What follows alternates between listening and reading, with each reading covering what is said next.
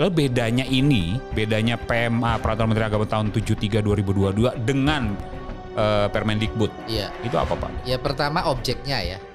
Jadi kalau keputusan Menteri Pendidikan dan Kebudayaan itu hanya mengatur untuk di level pendidikan tinggi. Ini berlaku juga untuk sekolah nggak nih? Betul. Satuan pendidikan di lingkungan Kementerian Agama itu ada yang negeri, ada yang swasta, termasuk pesantren. Apa yang akan disosialisasikan? Iya. Bahwa mereka toh sudah pada tahu tapi tetap melakukan. Nah maka kita di situ sosialisasi itu artinya lebih pada sharing gitu ya, dialog gitu loh. Ini loh ada perubahan. Cek. Oke, Kemenak Podcast. Bismillahirrahmanirrahim. Assalamualaikum warahmatullahi wabarakatuh. Sahabat religi, kali ini kita akan membincang soal yang belakangan marak diperbincangkan di media sosial dan di tempat kita gitu, terkait dengan siulan itu masuk ke dalam kejahatan seksual atau tidak. Nah, itu ada dalam Peraturan Menteri Agama nomor 73 tahun 2023 dan sudah hadir bersama kita Bapak Direktur Pendidikan Diniyah dan Pondok Pesantren, Bapak Profesor Dr. Waryono Abdul Ghafur, MAG. Assalamualaikum. Waalaikumsalam warahmatullahi wabarakatuh. Kembali lagi kita, Pak. Lengkap sekali itu. Alhamdulillah. Sehat, Pak Dir? Iya, alhamdulillah sehat. Alhamdulillah. Wah, ini tempo lalu kita bicara soal tindak kejahatan kejahatan seksual dan macam-macam, dan hari ini sudah ada peraturan Menteri Agamanya, Pak Dir. Kali ini kita akan banyak membincang soal itu, Pak Dir. Oke. Pertanyaan pertamanya, kenapa PMA, apa latar belakang dari lahirnya peraturan Menteri Agama ini, Pak Dir? Ya, terima kasih. Ya, jadi PMA ini lahir sebenarnya didahului ya oleh banyak kasus peristiwa yang menimpa para santri, meskipun sebenarnya peristiwa kekerasan seksual itu tentu bukan hanya terjadi di pesantren gitu ya. Pesantren itu menurut saya juga tidak terlalu banyak gitu ya. Tapi sebelum itu sebenarnya Kementerian Agama itu menerbitkan ya keputusan dirjen, tapi itu hanya untuk perguruan tinggi. Sudah ada berarti sebelumnya, tapi khusus untuk perguruan tinggi. Dan itu persis seperti keputusan Kemendikbud, itu pun juga hanya untuk perguruan tinggi. Ya. Nah, boleh jadi dikiranya yang harus mendapatkan perlindungan, penanganan itu adalah kekerasan seksual di perguruan tinggi. Padahal korban kekerasan seksual itu tidak melihat umur. Pelakunya pun tidak melihat status sosial. Nah, seperti juga banyak kita lihat hari ini gitu ya. Jadi intinya PMA ini disusun sebagai bentuk pertanggungjawaban lebih konkret gitu ya. Untuk bagaimana Kementerian Agama itu lebih jelas lagi langkah-langkahnya untuk bagaimana mencegah, menangani gitu ya, dan menyelesaikan kasus-kasus yang terjadi di seluruh satuan pendidikan yang ada di Kementerian Agama. Tadi Pak Dir sebut bahwa ini latar belakangnya tindak kekerasan yang ada di pesantren. Tapi belakangan Pak Dir juga menyebutkan bahwa ini berlaku untuk satuan pendidikan yang ada di bawah Kementerian Agama. Gimana? Ya, ini karena kami menyadari betul ya bahwa saya menyebut tadi bahwa kekerasan seksual itu bisa menimpa siapapun. Bukan hanya di pesantren. Maka sekalian aja kita buat PMA yang mengatur untuk bagaimana ini bukan hanya di pesantren. Tapi di seluruh satuan pendidikan yang ada di bawah Kementerian Agama. Oke. Sehingga misalnya di Kristen, di Hindu, di Buddha kan juga ada satuan pendidikannya. Betul. Di Diktis, di Pendis itu kan juga ada gitu kan. Maka kami atur sekalian gitu loh. Jadi berlaku untuk seluruh satuan pendidikan yang di bawah Kementerian Agama. Betul, iya. Berarti dari level, mungkin kalau di madrasah itu dari level RA bahkan, sampai ke level perguruan tinggi. Betul, gitu. Nah, kalau tadi Pak Dir menyinggung soal ada aturan dari Permendikbud yang mengatur perguruan tinggi juga gitu. Seperti kalau di kita tadi Kepdirjen, Pendis. Lalu bedanya PMA Peraturan Menteri Agama tahun 73 2022 dengan Permendikbud. Itu apa, Pak? Ya, pertama objeknya ya.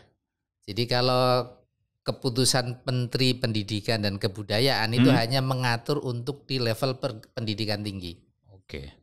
Yang PMA ini itu justru untuk seluruh level pendidikan. Yang tadi disebut pendidikan dasar atau pendidikan PAUD gitu ya, atau RA sampai pendidikan tinggi. Nah, kemudian yang kedua tentu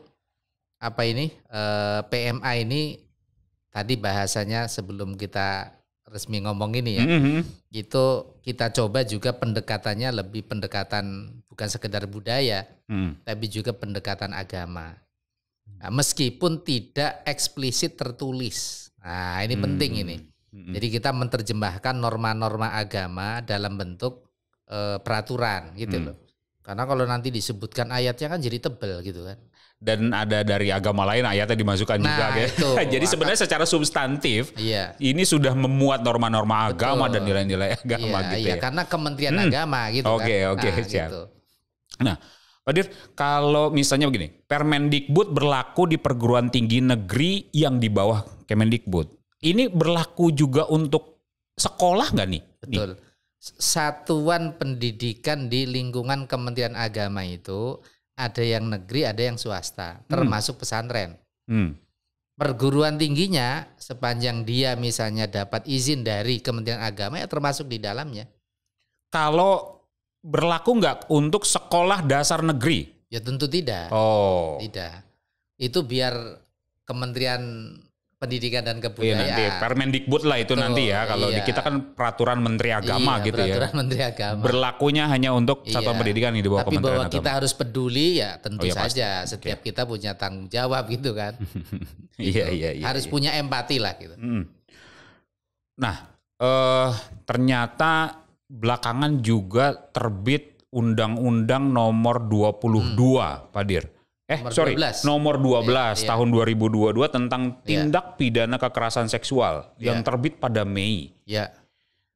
Posisi PMA 73 di mana terhadap undang-undang itu? Ya, jadi awal statnya sebenarnya dulu isunya lebih dulu ini isunya penyusunan itu. Undang-undang nomor 12 tahun 2022 ini. Tapi kemudian ini lama tidak dibahas secara sepengetahuan saya ya. Jadi ketika PMA disusun ini sebenarnya sudah dibahas duluan.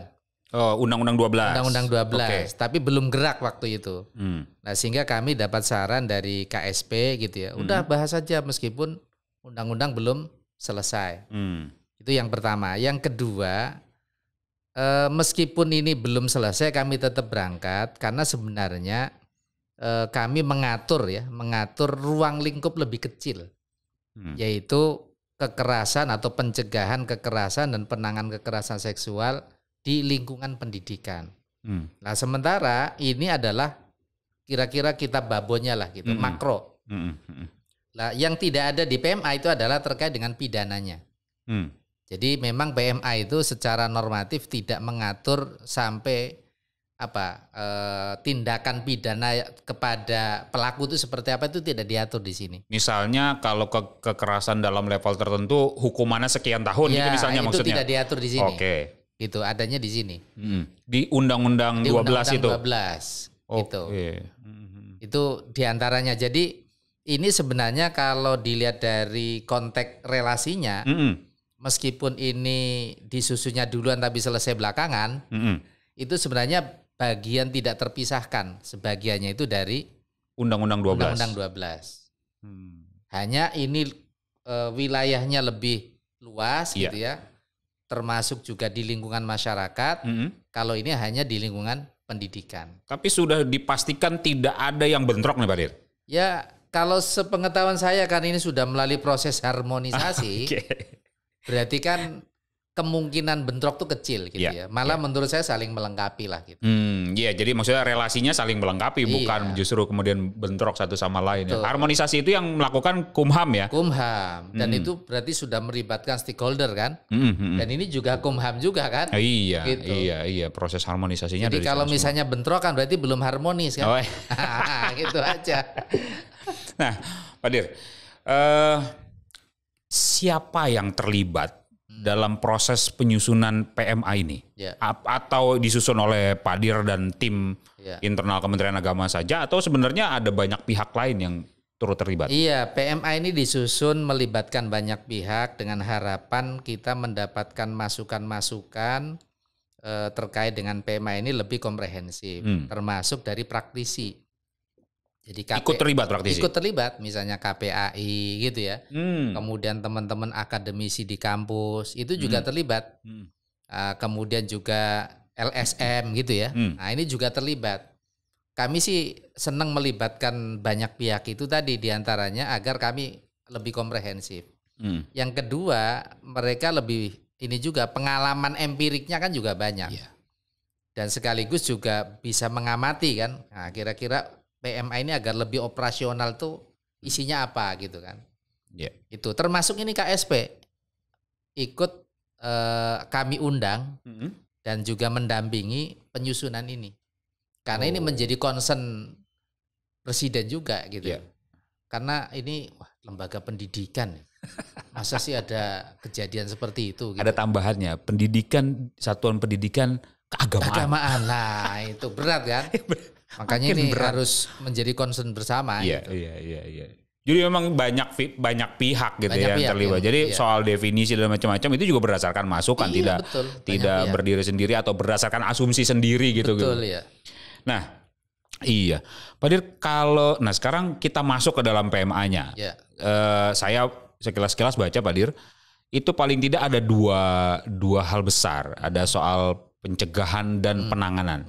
Nah, coba Pak Dir, gambaran umumnya nih, sebenarnya PMA 73 ini mengatur apa saja dan apa yang ada di dalam PMA 73? Iya, sesuai dengan judulnya ya kan, pencegahan dan penanganan kekerasan gitu kan.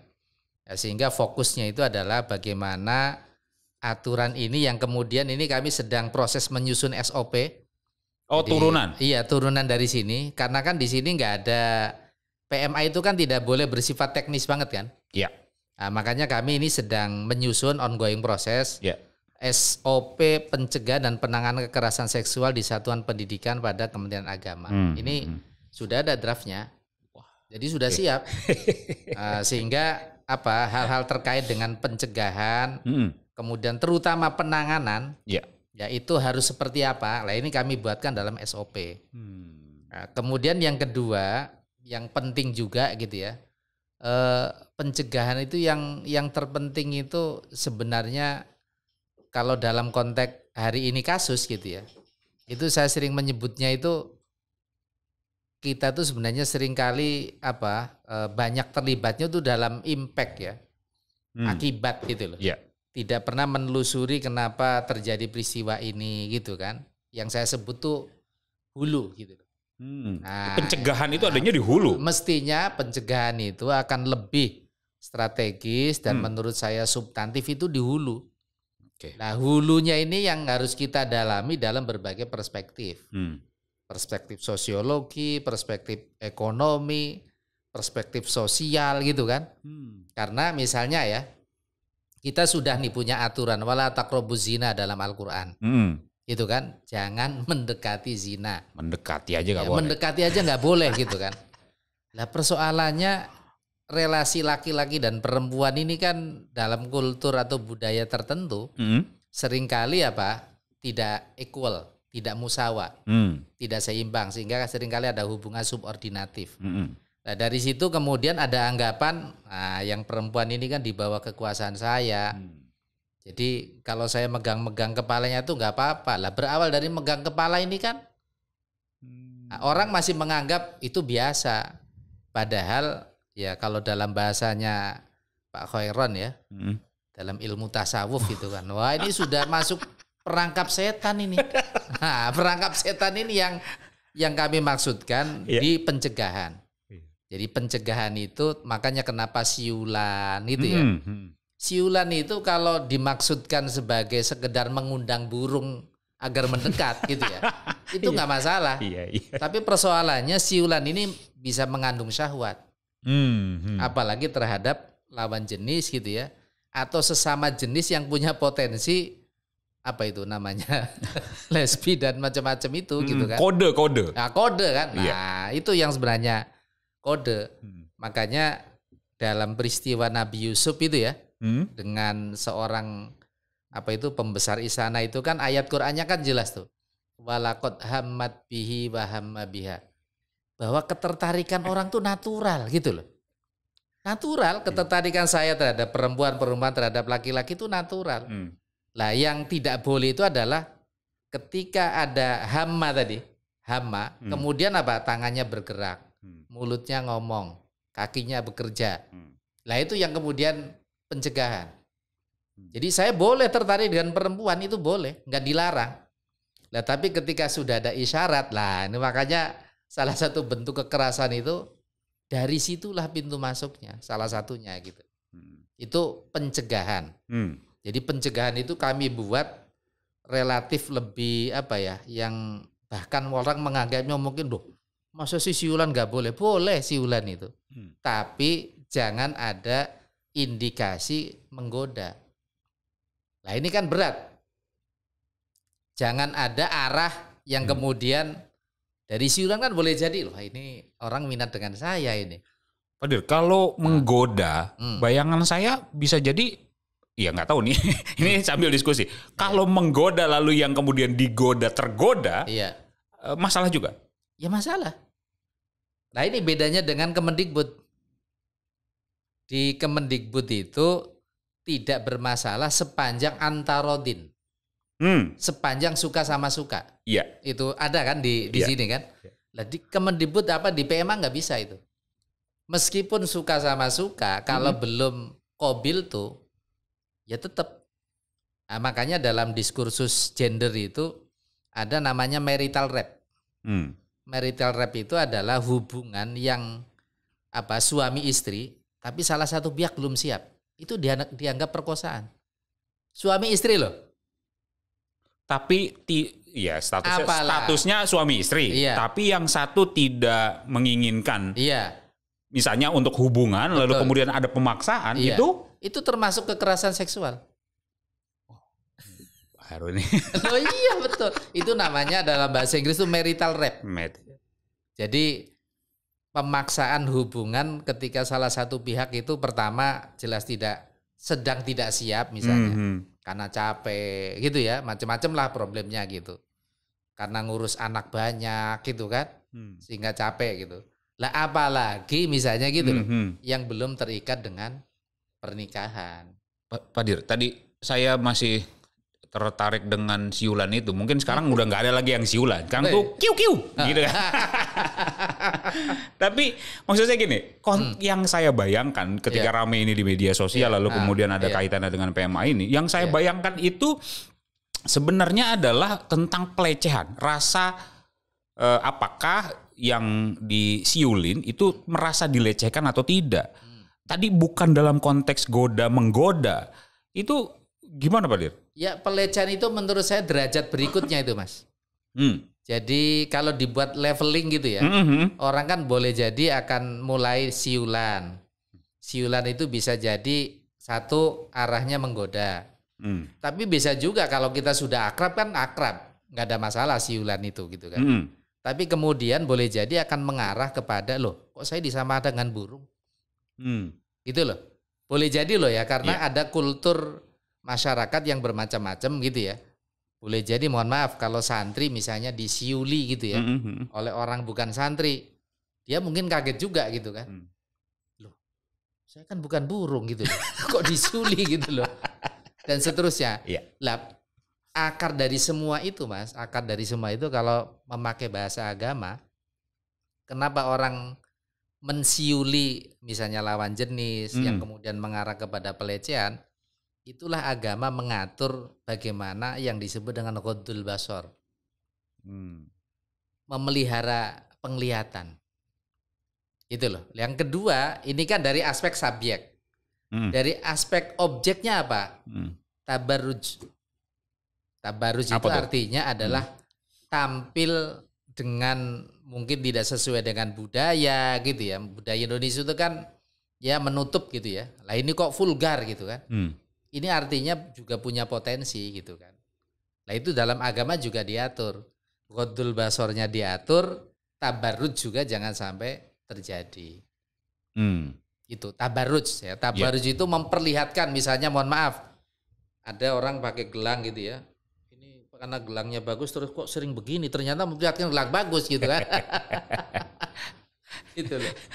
Ya tapi iya, Pak Dir, itu ukuran agak susah nih. Ukuran soal siulan itu ini kan bentuknya peraturan. Lalu kemudian ada cerita soal kejahatan seksual itu pasti yang ada kaitannya dengan ini. Lalu kemudian ukurannya apa?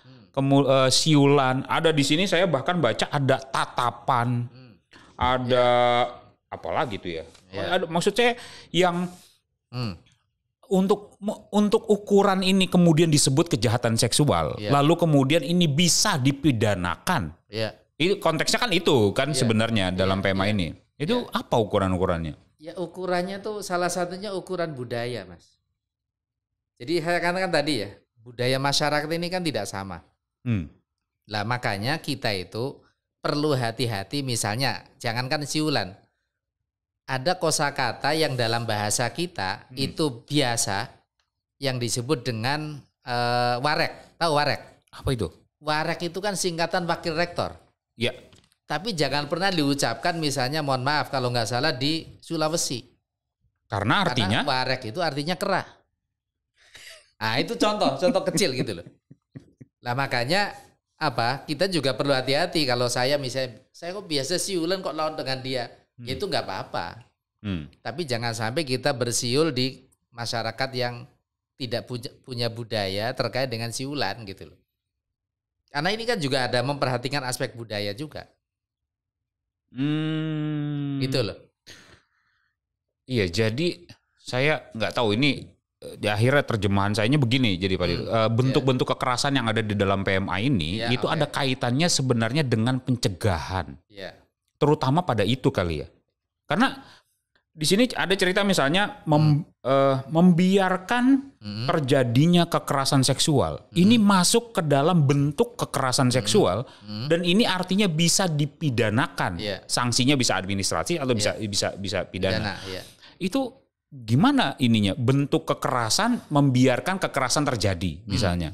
Ini artinya bahwa setiap kita itu harus memahami bahwa setiap kita tadi ya, saya menyebut setiap orang itu potensial menjadi korban dan bisa menjadi pelaku.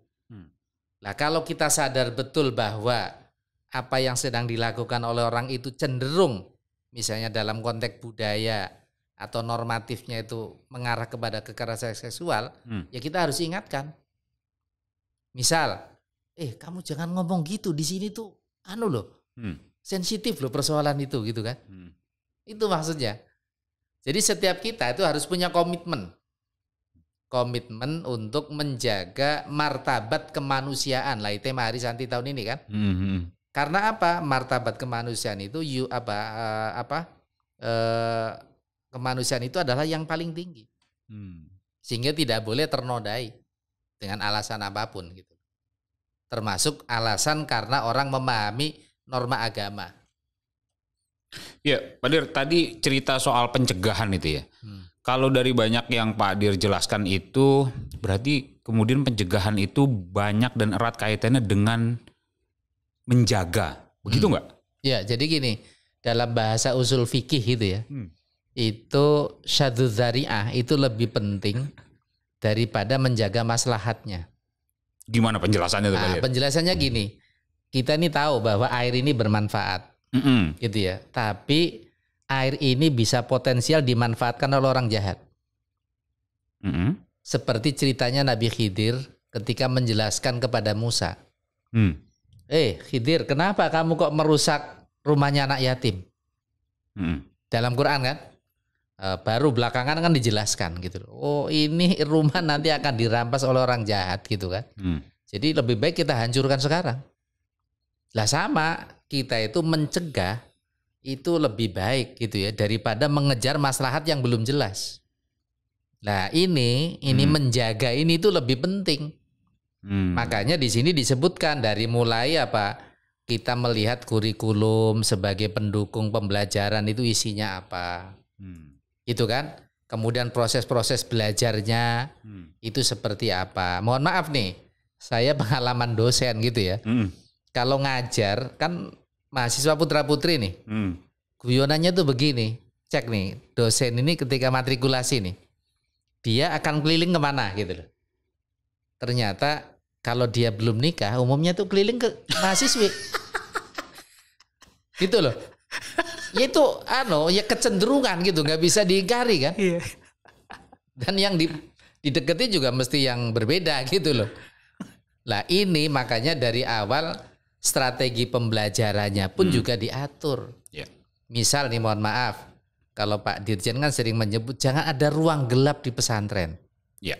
Karena apa? Ruang gelap di pesantren itu potensial akan menarik seseorang gitu ya untuk melakukan sesuatu yang tidak baik.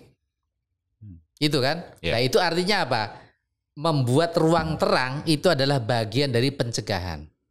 Oke. Jadi sarana prasarana juga harus mendukung gitu loh. Itu bagian dari pencegahan gitu loh. Iya, iya, iya. Kurikulumnya juga, pengajarnya juga harus memahami bahwa ini anak manusia. Tidak boleh sekecil apapun mendapatkan kekerasan. Yeah. Meskipun atas nama tadi katanya pendidikan. Kan saya membaca tuh banyak faktor orang melakukan kekerasan, diantaranya apa? Transfer of knowledge katanya. Pakai gini kan. Tapi kenapa ke buah dadanya gitu kan?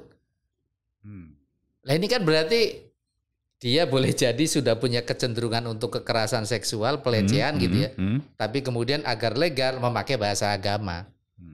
Nah ini dalam bahasa postmodernisme dulu. Yeah. Wah, itu namanya dalih. Oke. Bukan dalil itu, dalih. Dalih. Beda loh. Alasan. Gitu. Iya, iya. Berarti tadi kurikulum kemudian dibenahi, lalu kemudian di sini ada cerita soal penguatan budaya misalnya Pak Dir dalam cerita soal pencegahan. Maksudnya gimana? Iya, kita juga harus semacam budaya ramah. Ramah kepada manusia yang lain ya, terutama peserta didik ini kan harus ramah. Makanya sekarang tuh ada redefinisi takzir misalnya. Dulu santri itu kalau melanggar, itu kan ditakzir. Nah, takzirnya itu boleh jadi hari ini didefinisikan sebagai kekerasan fisik. Lah maka misalnya karena ada PMA ini, itu ada pesantren yang kemudian menyampaikan kepada saya, takzirnya hari ini Pak Dir katanya anak-anak diminta menghafalkan Alfiyah. Jadi bukan fisik lagi, menghafalkan Imriti karena memang kelasnya Imriti dia belum hafal. Gitu, menghafalkan surat-surat pendek. Jadi takzir itu bisa pindah dialihkan dalam bentuk lain. Tidak harus kemudian pakai rotan seperti tempo dulu gitu loh. Nah, termasuk juga mengajar peserta didik. Misal nih mohon maaf nih ya, ada kiai yang cerita ke saya. Dia itu dapat amanah dari orang tuanya untuk mengajar santri putri. Nah, dia belum nikah nih. Lah karena dia belum nikah tentu saja adalah ketertarikan. Tapi dia sadar betul nih, kalau dia melanjutkan mengajar, maka potensial dia merasa nih akan ya minimal saya nih PGT gitu kan. Gitu loh. Lah santri karena adabnya santri kan tidak bisa menolak. Datang saja kan. Terus apa dia bilang? Saya akhirnya gini Pak Dir, minta izin kepada orang tua saya. Saya tidak mau melanjutkan ngajar santri putri. Karena apa? Saya hatinya nggak kuat katanya gitu loh. Mata saya juga ngelihatnya ke situ terus gitu loh. Ya santri putri Mas. Nah, terus itu implementasinya Pak Dir. Ini kan maksud saya tadi ada cerita kan kayak misalnya para guru atau para dosen gitu yang kemudian tadi dalam cerita Pak Dir itu misalnya juga punya potensi untuk melakukan kekerasan atau tindak kejahatan seksual dan segala macam. Sebenarnya kan secara pengetahuan mungkin nggak tahu Pak Dir. Jadi maksudnya gini, Pak Dir itu mungkin apa yang akan Pak Dir lakukan, kemudian misalnya memberi pemahaman, lalu kemudian mereka turut untuk mau mengikuti ini gitu. Karena secara pengetahuan saya kira tahu, paham. Iya. Nah cuma dalam agama itu ada levelnya lagi Mas. Jadi kalau levelnya itu masih tafakur, maka seringkali ada rasionalisasi. Jadi agar tidak disebut kekerasan seksual, ada kontrak dulu. Nah, kamu mau kan? Begini gitu kan, saya bayar gitu kan. Itu namanya masih tahapan tafakur. Tapi kalau nanti naik ke atas, levelnya tadzakur, oh enggak, saya ini meskipun begini nanti kan tetap diawasi.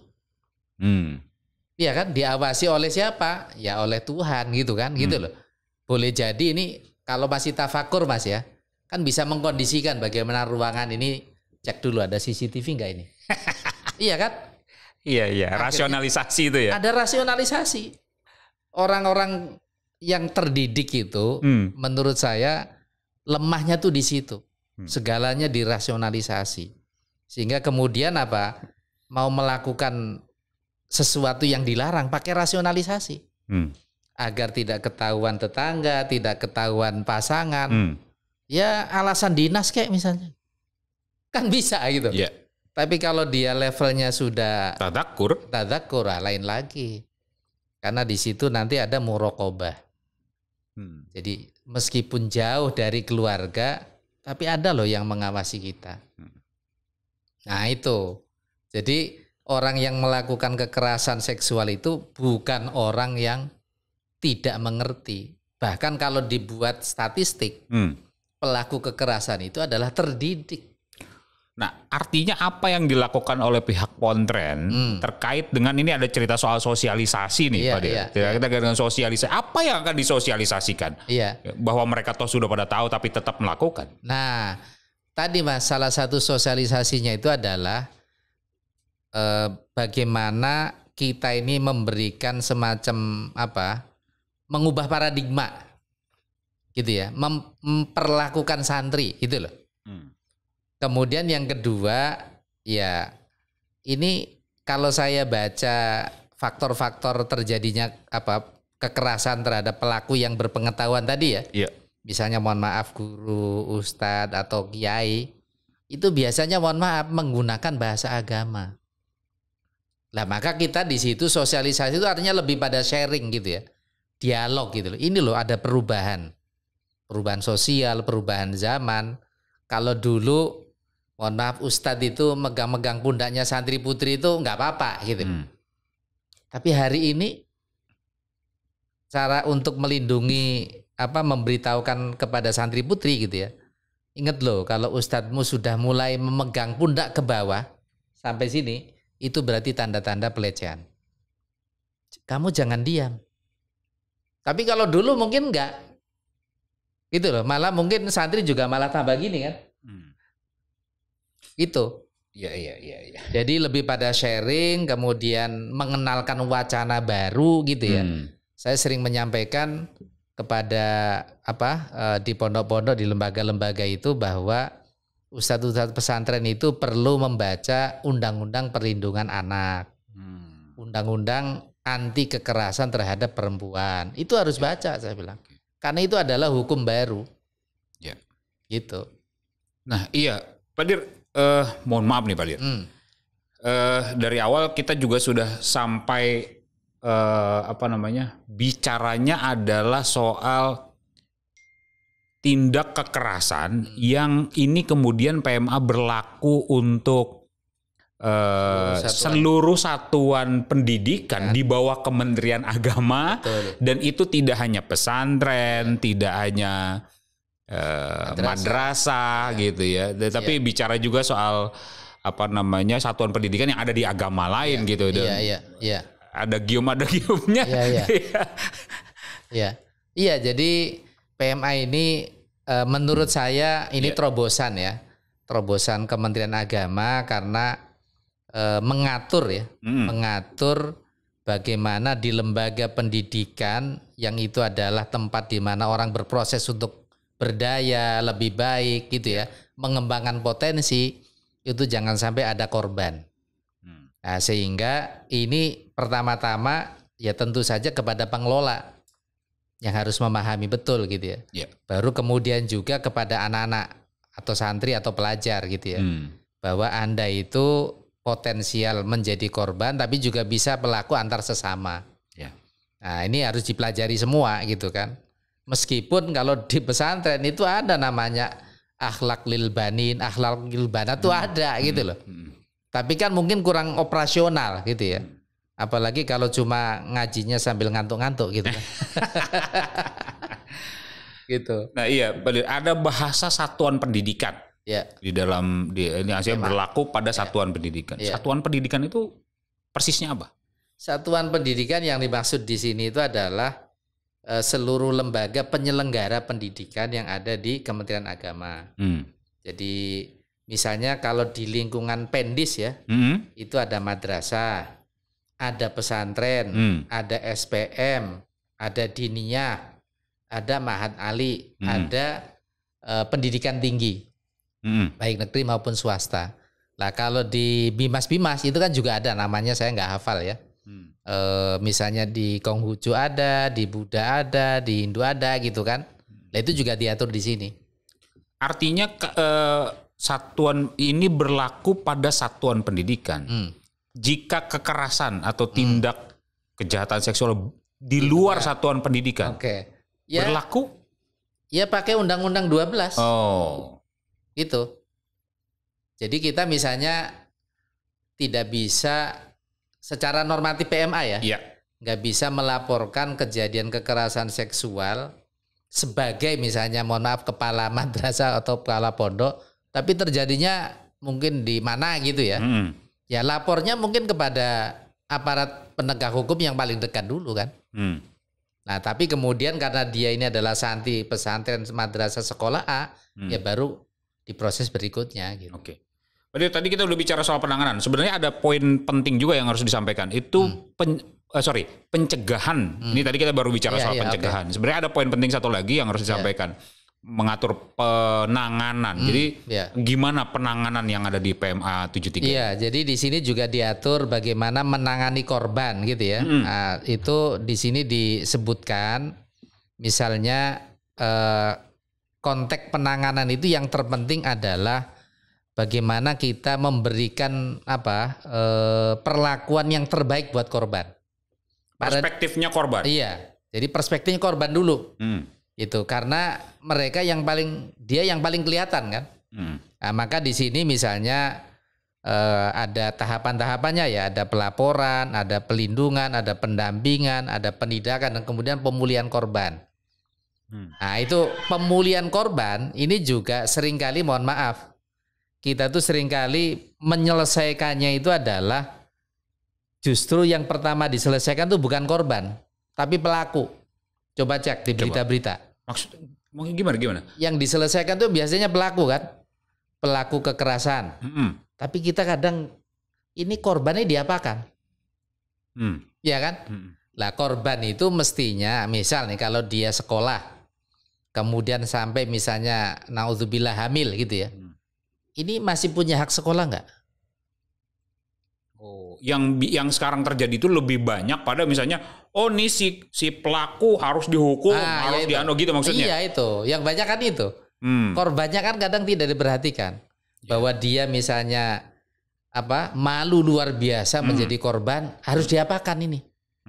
Kan harus dilayani ini, harus dilindungi gitu loh. Lah di sini disebutkan gitu loh, misalnya kita membuat shelter gitu atau kita titipkan kepada lembaga agar si anak ini tidak malu di hadapan teman-temannya, tidak malu di masyarakat gitu kan.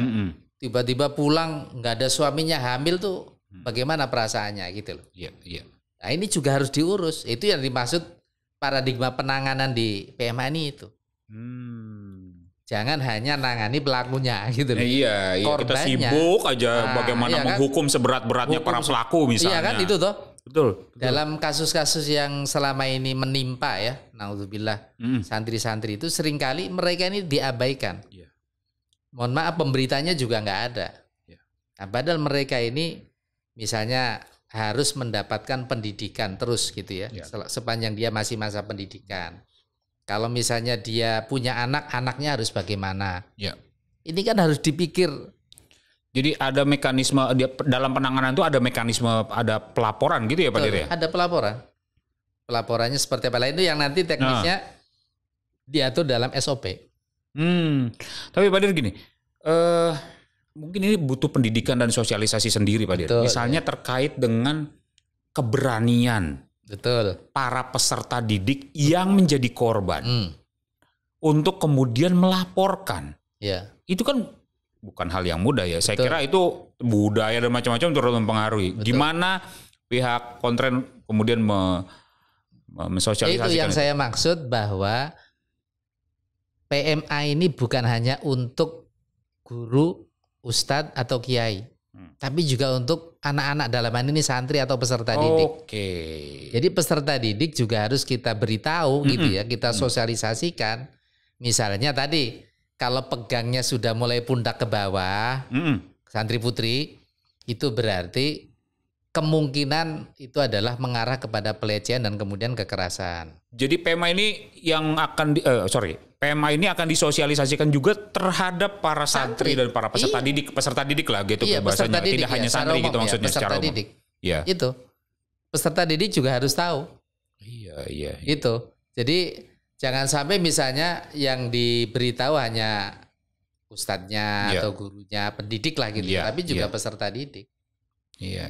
Itu karena kalau tidak dua-duanya, sama seperti saya dulu dan kawan-kawan pelatihan gender, yang dilatih awalnya itu hanya perempuan. Ternyata dalam perkembangan, nah ini mohon maaf misalnya ya, soal membuat minuman ini loh, buat kopi ini loh, bahwa ini adalah kultur buat kopi itu gitu kan oleh perempuan. Tidak harus. Begitu pulang kan suaminya kaget nih. Kok setelah pelatihan kok sudah nggak pernah membuat kopi lagi gitu kan? Oh ternyata ikut bukan kerjaan perempuan. Nah gitu loh. Kamu harus dua-duanya. Iya. Itu agar berhasil gitu loh. Iya. Ya lakinya juga harus dikasih tahu bagaimana perspektif gender atau keberpihakan terhadap perempuan. Iya. Contoh yang tadi marital rape itu loh. Betul. Kan jelas kulturnya kan subordinat istri itu. Iya. Kulturnya loh. Iya. Nah tapi kalau suaminya tuh paham bahwa mohon maaf misalnya hubungan seksual itu butuh kesiapan, kan dia nggak akan maksa kalau istrinya nggak siap. Iya. Gitu loh. Betul, Pak. Betul. Ini aja hubungan yang sah. Gitu loh. Iya. Berarti memang ini PMA ini akan bergulir terus dan masih panjang prosesnya saya kira. Karena makanya, maksud saya ada tadi disampaikan ada SOP dan segala macam. Ya. Masih panjang ini. Harus sosialisasi, mekanisme lebih detail. Nah, misalnya begini juga nih Pak Dir. Ada saya baca juga di sini yang saya kira perlu kita sampaikan juga tuh Pak Dir. Bahwa misalnya peserta didik merasa dilecehkan. Lalu kemudian dia bisa melapor kepada kepala satuan pendidikan. Gitu. Terus kemudian mekanismenya begitu kan? Sepemahaman saya baca. Lalu kemudian pertanyaannya seberapa, pertanyaannya gimana ya? Ya gini, efektif. Kepala satuan pendidikan, siapa yang bisa memastikan kepala satuan pendidikan meneruskan laporan-laporan ini dan memproses hukum ini? Karena itu persis Pak Der, dia punya kepentingan betul sebagai kepala satuan pendidikan menjaga marwah, menjaga lembaga yang sudah besar. Iya, makanya ini menurut saya Undang-Undang Nomor 12 2022 ini harus menjadi tanggung jawab bersama. Jadi misalnya ini mohon maaf santri melaporkan kepala satuan pendidikannya sebagai pelaku. Mungkin secara budaya nggak percaya masa santri melaporkan gurunya sendiri, gitu kan? Atau karena dia pelaku akan membuka aibnya sendiri bahasanya kan? Kan nggak mungkin. Iya. Lah maka kita juga mengajari santri agar punya keberanian untuk ngomong di luar dengan membawa bukti, dengan catatan polisinya, masyarakatnya juga memahami. Makanya kami dulu punya pengalaman terkait dengan wacana gender itu juga buat polisi, buat hakim, buat jaksa, gitu loh Mas. Karena apa? Kalau aparat penegak hukumnya tidak punya sensitivitas dan komitmen, wah masa sih laporan begitu aja kok gitu loh. Iya kan? Apalagi misalnya tadi bagaimana menyebut itu adalah sebuah kekerasan misalnya gitu kan. Nah ini kalau yang dilapori nggak paham kan, itu nggak masuk itu gitu. Misalnya gitu. Iya. Jadi harus komitmen semua pihak. Semua pihak ya Pak. Iya. Memang kami sedang berpikir ini gimana ya. kalau misalnya nanti dibuat semacam posko gitu ya. Terus ketua poskonya itu kiainya di situ gitu loh. Tapi pada saat yang sama boleh jadi kiainya pelaku gitu kan. Nah ini gimana laporannya ini kan? Iya. Itu juga masalah yang sedang kami pikir juga gitu. Itu nanti akan tertuang pada SOP kali ya. Iya, mungkin bisa juga kali Pak Dir itu misalnya gitu ya. Misalnya pelaporan itu dalam bentuk aplikasi atau misalnya nanti akan dibuat aplikasinya ini. Oh, kita kesana. Ada task force yang memang yang memang menangani khusus karena ini bukan persoalan yang mudah, kompleks dan macam-macam itu, Pak. Apalagi Kementerian Agama ini menurut saya kan besar ya, center paling besar kan. Betul. Maka nanti ada hotline-nya, siapa yang mengurus itu harus ada. Iya. Gitu. Apalagi pesantren, waduh, jumlahnya sudah 38.000 bos. Pesantren doang. Satuan pendidikan di bawah Kementerian Agama lebih banyak dari itu. Puluhan ribu. Iya. Dan berarti dipastikan sanksi itu bukan dari Kemenak ya? Iyalah, sanksi itu mesti dari kami di sini lebih banyak mengatur administratif ya, sanksi administratif yang terkait dengan pidana kita serahkan kepada aparat penegak hukum. Iya. Oke, baik. Itulah bedanya PMA dengan undang-undang. Itu. Iya. Nah, berarti ini sudah bergulir Pak Dir, PMA ini sudah diberlakukan dan akan terus berproses sampai kemudian ada penyusunan SOP dan segala macam. Nah, itu langkah implementasinya pasti akan diawasi oleh Pontren misalnya khusus atau dari yang lain itu. Itu bagaimana pola pengawasannya agar ini berlaku? Pertama, sebelum PMA ini ditandatangani, kami sebenarnya sudah sosialisasi terkait dengan aturan lain yang kami buat, yaitu pesantren ramah anak. Jadi kami buat itu ada pesantren ramah anak dan kemudian perilaku hidup bersih di pesantren. Itu kami sosialisasi lewat Zoom seluruh pesantren yang diundang, beserta kabid dan kasi. Nah baru kemudian tambah ini gitu loh. Artinya kita juga perlu memperkenalkan gitu, diskursus baru gitu ya. Meskipun saya juga diprotes, loh Pak Dir memang selama ini pesantren tidak ramah anak katanya. Bukan, saya bilang ini analognya sama seperti kita sering naik pesawat, itu pramugari itu nggak bosen loh mengingat keadaan yang sama. Padahal tahu kan. Sampai sudah naik pesawat berapa kali, pramugarinya bilang apa? Iya kan? Bahasanya sama. Okay. Matikan, ya kan? Dan seterusnya gitu loh. Jadi konteksnya ini dalam bahasa agamanya tawasau. Bedanya tawasau dengan nasihat kan di situ. Tawasau itu kontinuitas. Karena apa? Punya potensi lupa. Nah itu loh. Jadi pakai bahasanya ini tawasau gitu loh. Gitu, wasiat. Nah sayangnya di masyarakat wasiat itu seringnya digunakan ketika mau meninggal. Padahal makna wasiat itu bukan itu. Apa tuh? Wasiat itu pesan-pesan kebaikan yang disampaikan secara terus-menerus. Itu namanya wasiat. Jadi beda dengan nasihat. Bukan surat wasiat yang Makanya ada namanya the Ten Commandment ya. Itu 10 wasiat Allah gitu kan. Kan mengenal kan? Jadi seluruh nabi itu menjalankan the Ten Commandment. Artinya kan terus-menerus tuh. Beda dengan nasihat. Kalau nasihat itu boleh tidak didengar. Pengawasan dengan nasihat. Ini pengawasannya gimana? Nah, tentu kami kan punya satker nih sampai kasih ya. Di level kabupaten kota. Di level kabupaten kota kami juga menggagas ini ya. Beriringan dengan revitalisasi KUA dan penyuluh agama. Penyuluh agama kan keliling nih. Dan saya berharap kalau penyuluh agama itu sinergi dengan satuan-satuan pendidikan itu bagus sekali gitu loh. Keren itu. Jadi kita tuh integratif gitu ya. Bahwa persoalan pesantren bukan hanya persoalan pendis. Tapi juga persoalan Kementerian Keagamaan dan masyarakat secara keseluruhan gitu loh. Jadi ketika terjadinya pesantren, udah itu urusan direktur Pontren, bukan. Ini sudah dijajaki. Apa? Tadi itu integratif dan segala macam. Oh, sudah ya. Saya diskusi dengan direktur-direktur di Bimas Islam. Gitu loh. Keren Pak Dir kalau ini kemudian berjalan efektif itu. Ya harus keren memang. Pak Dir silakan diseruput dulu kopinya. Pembicaraannya masih hangat ternyata setelah 1 jam. Ya Pak Dir ini masuk ke pertanyaan terakhir. Tanpa terasa sudah 1 jam kita ngobrol Pak Dir. Iya loh. Nah, harapannya Pak Dir dari terbitnya PMA 73 2022. Ya, harapannya itu sebenarnya sama seperti cita-cita dalam tanda petik ya. Ketika Allah menurunkan Al-Qur'an atau kitab suci kepada para pembawa agama ya. Bagaimana manusia sebagai khalifah ini itu tidak ada wayas fikud dima gitu ya. Tidak ada ceceran darah gitu ya. Tidak ada kekerasan gitu kan. Tapi lagi-lagi karena kita ini manusia punya kecenderungan negatif ya selalu ada. Lah makanya peraturan ini perlu dibuat agar lebih operasional. Itu yang pertama. Yang kedua ya saya berharap gitu ya. Kita semua berharap bahwa dimanapun kapanpun ya, terutama kepada anak-anak kita yang sedang belajar, ini jangan sampai mewarisi gitu ya. Mewarisi perilaku-perilaku kekerasan dan jangan sampai juga menjadi korban. Karena mohon maaf seringkali kekerasan itu juga ada aspek pewarisannya. Kalau dia pernah jadi korban, boleh jadi akan jadi pelaku.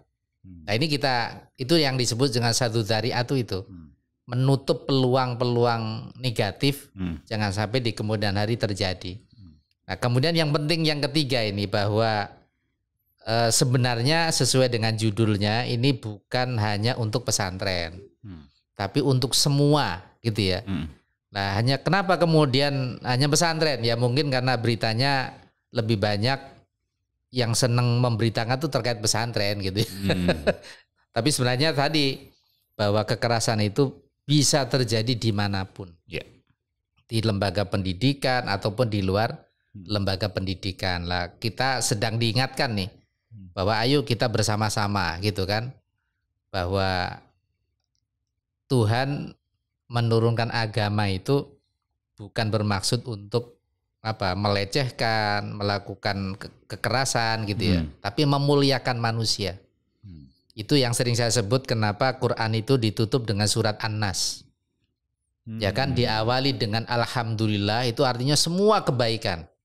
Kebaikan untuk siapa? Untuk An-Nas. Untuk manusia. Sumbernya Allah gitu loh. Jadi kul a'udzu birabbin nas. Dan menarik itu surat An-Nas itu menyebut 3 asmaul husna. Ini artinya apa gitu loh. Kul a'udzu birabbin nas, malikin nas, ilahin nas, 3 loh. Rabbun, ilahun. Iya, Malik. Nah, yang sebelumnya hanya 2. Itu artinya memang merawat menjaga manusia itu butuh kekuatan rububiyah, memelihara, menjaga, menumbuhkan gitu kan. Mulukiyah artinya kekuasaan. Jadi kalau tidak punya power ya seringkali ya kita juga kecil gitu kan fungsinya lah. Kementerian Agama itu power gitu ya. Tapi juga uluhiyah. Uluhiyah itu artinya kita harus selalu mengaitkan dengan hal-hal yang bersifat spiritual gitu ya. Bahwa ada yang lebih tinggi loh. Di atas aturan ini yaitu Tuhan gitu loh. Allah Subhanahu wa taala. Gitu Mas. Baik.